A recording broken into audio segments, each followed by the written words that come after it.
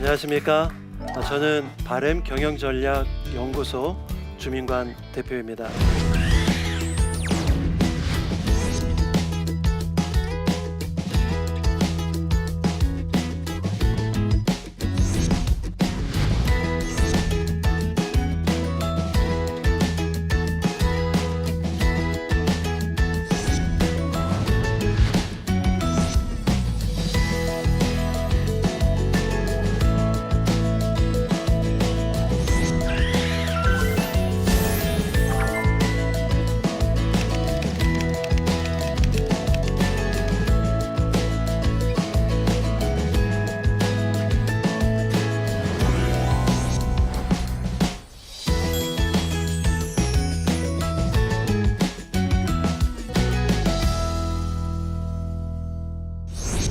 오늘 저는 여러분들과 함께 사람을 살리는 리더십에 대해서 한번 이야기를 해보도록 하겠습니다. 소통에 가짜와 진짜가 있습니다. 그러면 리더는 가짜 리더와 진짜 리더가 있을까요? 없을까요? 있어요. 가짜 리더가 있고 진짜 리더가 있는데 우리는 너무나도 잘 알고 있습니다. 그러면 가짜와 진짜의 차이는 무엇인가? 진짜 소통과 가짜 소통의 차이는 죽느냐 사느냐의 차이였어요. 그것은 뭐냐 하면 나예요. 소통이 잘못되면 내가 죽는 거죠. 내가 죽는 거로 끝납니다. 그런데 진짜 리더와 가짜 리더의 차이는 죽이느냐 살리느냐예요. 훨씬 중요합니다. 가짜 리더가 세워지면 다 죽어요. 잘못된 소통을 받아들이면 나만 죽으면 돼요. 그런데 잘못된 리더가 세워지면 다 죽습니다. 그래서 리더가 중요한 것이에요. 여러분들은 어떤 리더를 원하십니까? 또 여러분들은 어떤 리더가 되기를 원하십니까? 여러분들의 자녀는 어떤 리더가 되기를 원하십니까? 진짜 리더예요. 그럼 진짜 리더는 어떤 리더가 진짜 리더일까요? 어떻게 그렇게 잘하세요? 감성 소통을 하는 리더가 진짜 리더가 될 수가 있다라는 거예요. 왜냐하면 과거에는 공부를 많이 한 사람들이 다 리더가 돼 있었어요. 그러나 앞으로는 공부만 잘해서 되는 것이 아닙니다. 사람의 마음을 읽을 수 있어야 돼요. 한번 보실까요? 여러분들 이 화면에 보면 포스터 보이시죠? 영화 포스터입니다. 오래전 영화부터 쭉 나와 있는데요. 여러분들 저 영화에 공통점이 있습니다. 뭘까요? 로봇이에요. 터미네이터, 스타워즈, 로봇과 사람이 대화를 하기 시작해. 그리고 그 밑에 줄에 나오는 영화는 AI가 등장을 합니다. 지금 우리가 알고 있는 인공지능 로봇이에요. 그래서 사람의 마음을 갖는 로봇을 꿈꾸는 그러한 영화들이 만들어지는 거예요. 로봇과 사랑을 하는. 자, 앞으로의 미래의 세계는 이제 로봇이 주류가 되는 사회라고 많이들 들으셨죠? 요즘 4차 혁명 너무 많이 들었잖아요. 여러분들, 이 4차 산업혁명이 이제 본격화되었을 때 우리가 걱정하는 것은 로봇이 주류가 되는 거예요. 그러면 그때에는 인간의 역할은 무엇인가 이겁니다. 우리는 그것을 고민해 봐야 돼요. 이 인간의 역할을 우리가 놓쳐버리면 인류는 끝이 납니다. 그래서 많은 분들이 지금 자본주의 몰락에 대해서 이야기를 하고 있어요. 자본주의가 몰락할 거라 이것이죠. 자본주의가 몰락하는 이유가 있습니다. 그것은 인간성이 없어지고 있다는 거예요. 자본주의는 누가 만든 겁니까? 인간이 만들어 놨어요. 인간이 만들어 놓은 가장 좋은 시스템이에요. 그런데 그 자본주의가 몰락이 되는 이유가 인간성이 없어지기 때문에 그래요. 그래서 빌 게이츠, 여러분들이 잘 아는 빌 게이츠가 영국 황실연설에서 이런 이야기를 했어요. 많은 사람들이 저 아프리카에서 죽어가는 사람들의 그 죽어가는 아이들을 위해서 약을 안 만들고 모발 촉진제를 만드는 데 주력하고 있다. 뭐 벌려고? 돈 벌려고. 사람의 생명보다 돈이 더 먼저가 돼 있다는 얘기예요. 여러분들 이런 시대가 다가오고 있어요. 여러분들 자녀들이 어떤 리더가 되기를 원한다고요? 사람을 살린 리더가 되기를 원한다고 그랬잖아요. 사람을 살리는 리더가 되려면 여러분들 이제는 사람의 마음을 읽는 그러한 법을 가르쳐야 합니다. 사람의 마음을 읽으려면 무엇을 해야 되냐면 감성소통이 너무 중요해요. 감성소통은 굳이 많은 단어를 열거하지 않아도 가능하거든요. 무슨 마음만 있으면? 소중히 여기는 마음만 있으면 그 감성소통이 이루어져요. 그래서 그 감성소통을 통하여서 리더가 만들어지는 거예요. 그래서 지성과 영성과 감성을 겸비한 그런 리더들이 많아져야 되는 것이죠. 진정한 소통 리더는 소중히 여기는 마음을 가지고 있어야 합니다. 그 마음이 없으면 붕괴되기 시작해요. 여러분들 혹시 이 드라마 알고 계시나요? 옛날에 다모라는 드라마가 있었습니다. 아주 유명한 대사가 나와요. 여기서 아프냐? 네가 아프니 내가 아프다. 아, 닭살 돋잖아요. 그런데 여성분들이 열광을 해. 왜? 듣고 싶은 말이니까. 그리고 또 여기서 이런 대사가 나와요. 저 종사관이 저 여인한테 우리 결혼하자고 이야기를 해요. 결혼하자고 했더니 저 여인이 하는 말이 뭐였냐면 아니되옵니다. 저는 나리와 결혼할 수 없는 비천한 몸입니다. 그랬더니 저 양반이 무엇라고 또 대답했는지 아십니까? 괜찮다. 내가 비천해지면 된다. 여러분들, 우리들 요즘 뭐라고 이야기해요? 우리 주위에 있는 부부들 이렇게 또 여러분들 자녀들 보면 괜찮아, 내가 공부시켜줄게. 괜찮아, 내가 돈이 있으니까 너 없어도 돼. 여기까지만 이야기해도 우리들은 막 박수 쳐주잖아요. 이거는 뭡니까? 너는 괜찮아, 내가 있으니까 따라오기만 하면 돼. 이거잖아요. 그런데 이 드라마에서 나온 대사는 내가 비천해지겠다라는 거예요. 다르죠? 차원이 달라요. 네. 그리고 또 이런 대사도 있어요. 나리, 저는 아이를 낳지도 못하는 몸입니다. 그랬더니 저 종사관이 뭐라고 말하는지 아세요? 괜찮다. 나는 너만 있으면 된다. 딱 이래요. 아프니? 네가 아프니 내가 아프다. 난 너만 있으면 돼. 괜찮아. 내가 낮아지면 돼. 이 이야기를 누가 했을까요? 진짜 리더가 했어요. 어떻게 알았어? 진짜 리더가 누굴까요? 예수님이었어요. 저는 이 감성소통을 예수님을 통해서 알았습니다. 그리고 이 감성소통을 전하고 있는 사람이에요. 한번 보실까요? 예수님이십니다. 예수님께서 가늠하다 현장에서 잡힌 여인을 봅니다. 그리고 그 여인이 예수님 앞에 내동댕이 쳐져요. 그때 예수님이 하신 말씀이 있습니다. 먼저 예수님이 그 자리에서 무릎을 꿇습니다. 제가 이렇게 예수님의 모습을 한번 재현해 보도록 하겠습니다. 그 여인이 앞에 널브러져 있을 때 예수님이 무릎을 꿇으시죠. 그리고 이곳에 무엇라고 쓰십니다. 그리고 다시 일어나셔서 많은 사람들에게 너희 중에 죄 없는 자가 먼저 돌로 쳐라. 여기서 이제 제가 약간의 추리를 했어요. 예수님이 저 여인과 이야기를 할 때 위에서 내려다보면서 이야기를 하셨을 거라고 저는 생각하지 않았어요. 다시 예수님이 낮추셨을 것 같아요. 그리고 낮게 내려가셔서 그 여인을 바라보며 나도 너를 정죄하지 아니하겠다. 감성소통은요, 소중히 여기는 마음인데, 그런데 지금 우리들은 정죄하는데 너무 익숙해져 있어요.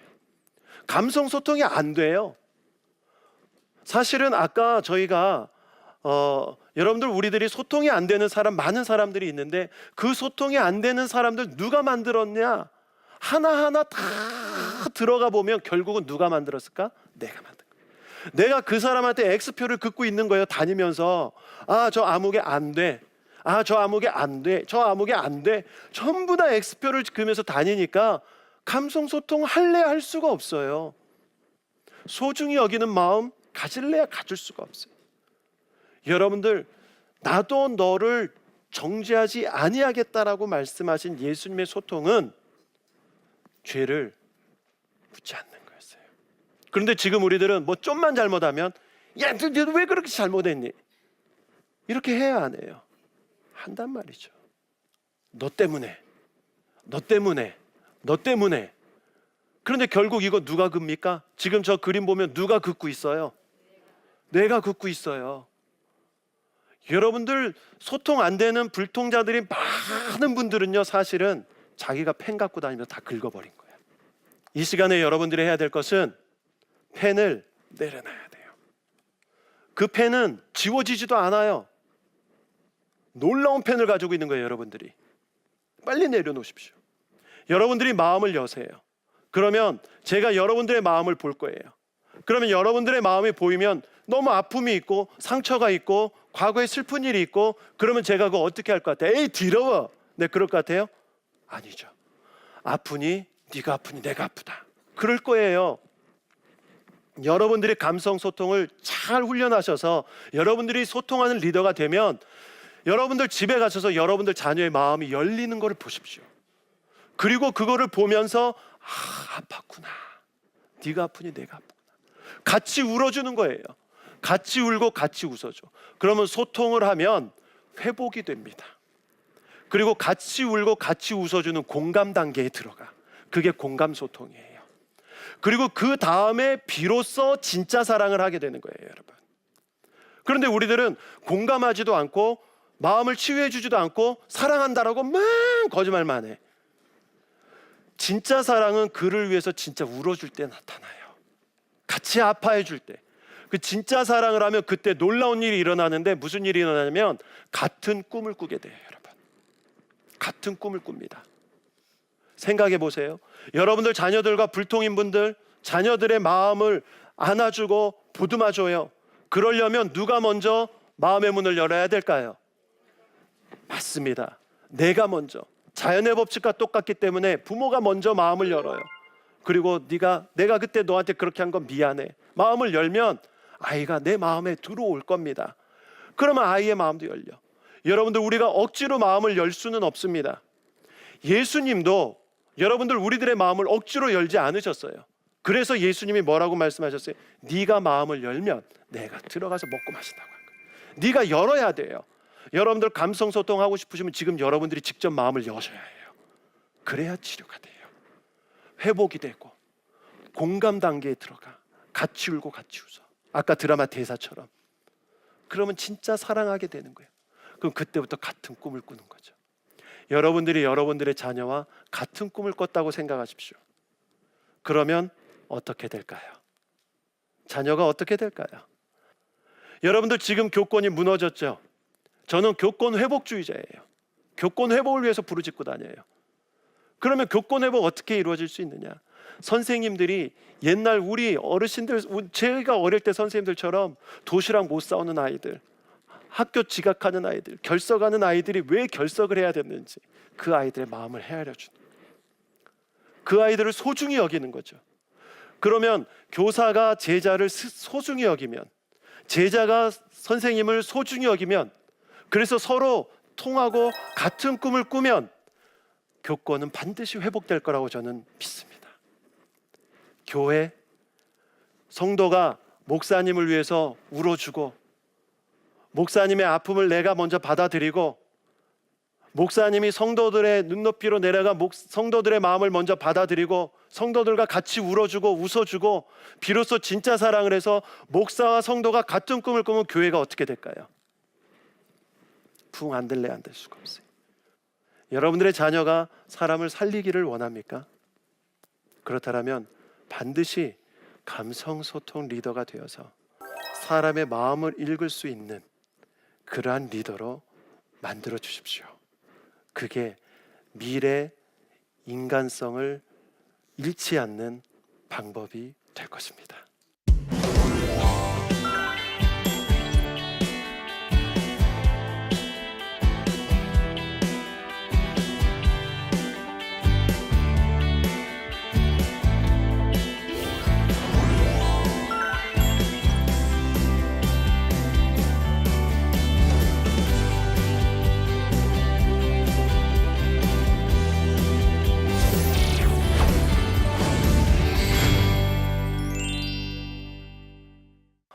또 어떤 분이 이런 질문을 하셨는데 그 질문 한번 같이 보도록 하겠습니다.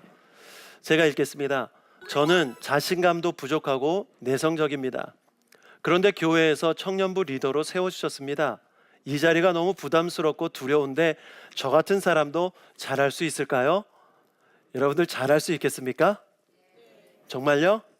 그럼 대답된 거네. 사실 여러분들 저 보면 제가 굉장히 내성적인 사람이에요. 이렇게 말하면 아무도 안 믿어요. 그러나 되게 내성적이에요. 그래서 새로운 사람 만나는 거 별로 안 좋아하고 강의 끝나면 조용히 혼자 있는 거 좋아하고 그런데 저 역시 리더입니다.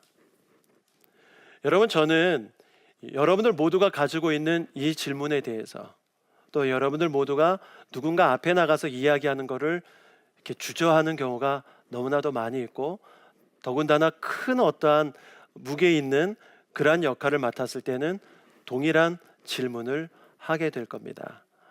그런데 이 질문에 대해서는 제가 성경 말씀 한 구절로 그냥 대답을 간단하게 해 드리도록 하겠습니다. 여러분들이 잘 아는 말씀인데요. 제가 읽어 드리도록 하겠습니다. 빌립보서 4장 6절 말씀 잘 아시죠? 아무것도 염려하지 말라. 그리고 오직 뭐 하라고요? 기도와 간구. 너희 구할 바를 하늘의 하나님께 감사함으로 아뢰라. 빌립보서 4장 6절에 이런 말씀이 있습니다. 저는 이 질문을 하신 분에게 이 말씀을 한번 쭉 드리고 싶어요. 그러면 이 말씀에서 무엇을 하라고 그랬습니까? 기도와 간구하라 했잖아요. 이거보다 더 먼저 해야 될 게 있어요. 네? 마음을 다하는 것보다 더 먼저 해야 될 게 있어요. 감사하는 것보다 더 먼저 해야 될 게 있어요. 오직 아무것도 염려하지 말고. 이게 제일 먼저예요. 제일 앞에 나왔잖아요. 그런데 우리들은 앞에 거는 쏙 빼먹어버리고 뒤에 것만 자꾸 생각해. 그래서 기도하고 간구하고 감사하고, 감사하는데 걱정하면서 감사해. 하나님, 나 청년 리더로 세우신 거 감사합니다. 근데 너무 걱정돼요. 하나님, 나 또 기도하잖아요. 이렇게 해주세요. 근데 또 걱정돼요. 그런데 분명히 빌립보서에는 아무것도 염려하지 말고. 우리 질문하신 분 말 잘 못하신다고요? 능력 없으시다고요? 내성적이시라고요? 잘 못할 것 같으시다고요? 너무 무거운 짐이 주어졌다고요? 그러나 뭐 하지 말라고요? 아무것도 염려하지 말고 오직 네가 구할 것만 그냥 구해봐. 그러면 될 거예요. 이건 저의 이야기가 아니라 성경에 나온 말씀입니다. 네. 되셨나요? 다음 말씀 보도록 하겠습니다. 다음 질문 함께 보도록 하겠습니다. 자, 리더로서 모든 사람을 만족시키고 싶지만 어떤 결정을 할 때 누군가는 꼭 상처를 받는 경우가 생깁니다. 다수를 위해 한 사람의 상처를 모른 척해야 할지 아니면 한 사람을 위해 다수에게 희생을 강요해야 할지 고민이 됩니다. 어떻게 해야 할까요? 이 질문을 받은 저도 고민이 됩니다. 왜냐하면 누구 하나도, 누구 한 사람도 소홀히 할 수 없는 그러한 조직이기 때문에 그렇습니다. 저는 이럴 때 이렇게 기도합니다. 저에게 지혜를 주시옵소서. 이 질문을 하신 분, 다수를 위해서 한 사람을 희생시킨다? 제가 일반 사회 조직의 리더라면 사실은 따라오라고 이야기할 것 같아요. 왜냐하면 다수의 의견이었으니까. 그러나 특별하게 교회 조직은 특수성을 가지고 있어요. 그 따라오지 못하는 한 사람도 버릴 수가 없는 거죠. 제가 예전에 이런 일이 있었어요. 제가 이제 교회 사역을 할 때, 제가 목사라는 거는 아시죠? 제가 교회 사역을 할 때 저는 굉장히 열정적인 사람이었어요. 나를 따르라였죠. 다 따라와라. 우리 성도님들이 저한테 간혹 가다가 왜 이렇게 강하세요? 예수님은 온유하신데 왜 이렇게 강하세요? 그럼 제가 이렇게 이야기해요. 잘못 알고 계시네요. 예수님은 약하지 않습니다. 예수님은 온유하시죠. 그러나 예수님의 온유함은 강한 온유함입니다. 옳고 그름이 분명하고 정의에 굴하지 않는, 그래서 약자를 돕고 강자에게 할 말할 수 있는 바로 그러한 온유함입니다. 저는 예수님을 닮은 강한 온유함을 가지고 있을 뿐 강한 자는 아닙니다. 이렇게 이야기를 해요. 그리고 달려갔는데 하루는 어떤 분이, 제가 이제 기도원에 들어와서 금식 기도가 들어갔을 때 어떤 분이 저한테 전화가 오셨어요. 되게 힘들었던 분. 전화가 온 게 아니라 제가 문자를 했어요. 잘 계시냐고 문자를 했어요. 그랬더니 그분이 힘들어요 이렇게. 저희 교회 나온 지 얼마 안 된 분이었어요. 그래서 제가 그분을 전도한 언니가 저희 교회 집사님으로 계셔서 연락을 했죠. 아무개 좀 힘들답니다. 빨리 연락해 보세요. 그렇게 문자를 줬어요. 그런데 그 다음날 저한테 전화가 오는 거예요. 그 언니한테서 전화가 왔어요. 전화를 딱 받자마자 제가 가슴이 덜컥 내려앉더라고. 무슨 일이에요? 그랬더니 큰일 났어요. 자살했어요. 그러더라고요. 그래서 제가 금식 다 그만두고 달려갔죠. 달려가서 그분 막 다 이제 했어요. 하고 나서 제가 울면서 제가 저희 성도들 앞에서 약속을 했어요. 지금까지 저는 누가 뭐래도 앞으로 달려간 사람이었습니다. 누군가가 뒤에서 지쳐 있으면 나는 그 한 사람을 내 손으로 붙잡고 끌고 갔습니다. 그런데 제가 잘못한 것 같습니다. 이제부터는 누군가 어떠한 한 사람이 저 뒤에 앉아 있으면, 힘들어하면 내가 뒤로 가서 그 사람이 일어날 때까지 기다리도록 하겠습니다. 제가 그 약속을 했어요. 그리고 지금까지 그것을 지키려고 노력하고 있습니다.